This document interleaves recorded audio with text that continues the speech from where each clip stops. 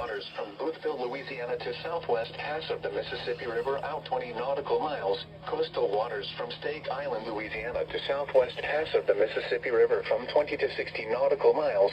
Coastal waters from southwest pass of the Mississippi River to Port Fourchon, Louisiana from 20 to 60 nautical miles. Coastal waters from the southwest pass of the Mississippi River to Port Fourchon, Louisiana out 20 nautical miles until 10:30 a.m. Central Standard Time.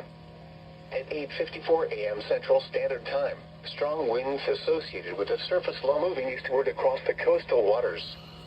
The low is located offshore about 50 nautical miles south of Port Fourchon and moving eastward at about 40 knots. Hazard, wind gusts 34 knots or greater. Source, radar. Impact, expect wind gusts in excess of 34 knots and suddenly higher waves.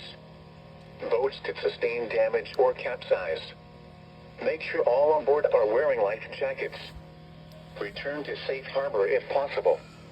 Locations impacted include Pilatown and southwest pass of the Mississippi River. Move to safe harbor until hazardous weather passes.